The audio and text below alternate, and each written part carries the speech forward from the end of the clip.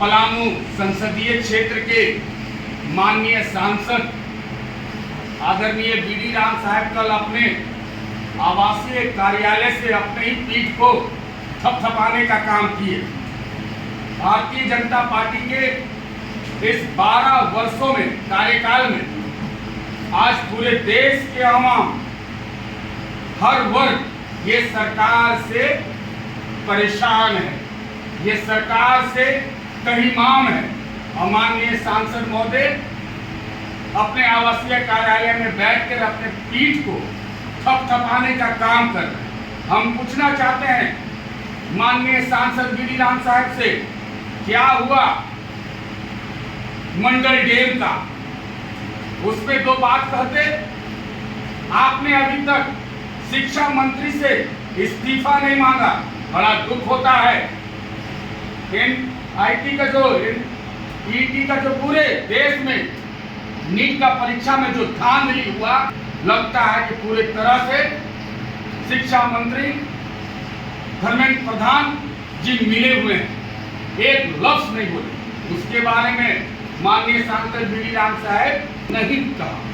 उनसे पूछना चाहते हैं कि ये जो टोल टैक्स जो पूरे तरीके से चालू नहीं हुआ है, रोड टोल टैक्स लेने का काम हम तो कह सकते हैं कि इस देश की सरकार ने करवा रही है और पलामू की जनता को के पीठ पर चाबुक मारने का काम कर रही है।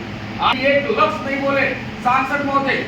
आपने ये नहीं बताया कि पलामू लोकसभा संसदीय क्षेत्र में कितने रोजगार सृजन करने के लिए फैक्ट्री लगाया गया। ये सब बात आपने नहीं कहा, सिर्फ अपने पीठ थपथपाने कहने का काम किया, अपने मुंह मिट्टू मिया बनने का काम किया। जनता देख रही है, जनता समझ रही है। और आने वाला 2029 के चुनाव में इनको मुंहतोड़ जवाब मिलेगा। सिर्फ देश का प्रधानमंत्री आदरणीय नरेंद्र मोदी जी सिर्फ हिंदू, मुस्लिम, सिख, ईसाई करने का काम करते हैं। ये अपने 12 वर्षों के कार्यकाल में जब प्रेस कॉन्फ्रेंस कर रहे थे, जब प्रेस को संबोधित कर रहे थे देश के प्रधानमंत्री एक कार्यक्रम के माध्यम से, कांग्रेस के सिवा एक लफ्ज नहीं बोले। हिंदू मुस्लिम कह के बातों को रखने का काम किए। वो अपने विजन के बारे में बात करते, देश के प्रगति के बारे में बात करते और इस अमेरिका को जवाब देने का काम करने का बात को रखते, मगर नहीं। ये सब जब हम लोगों ने देखा तो बड़ा दुख हुआ कि ये माननीय सांसद महोदय इस लोकसभा क्षेत्र के प्रतिनिधित्व हैं, मगर किसी प्रकार कोई योजना, कोई तरक्की के बात नहीं किए, सिर्फ अपने पीठ को दगाने का काम किए। जनता जवाब मांगना चाहती है कि आप क्या किए।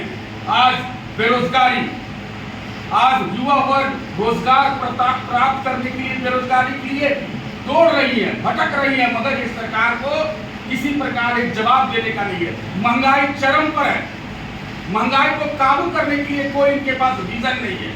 और बात करते हैं 12 वर्षों के लिए। इस 12 वर्षों में पूरे देश के लोग हर वर्ग तहीमाम कर लिए सरकार से। और हम आपको कहना चाहेंगे कि इनकी उल्टी गिनती तो शुरू हो चुकी है और बहुत जल्दी हो सके तो 2027 में ये सरकार में गिर जाए और मध्यवर्ती चुनाव इस देश में होने का सिलसिला चालू होगा। उस स्थिति में इस सरकार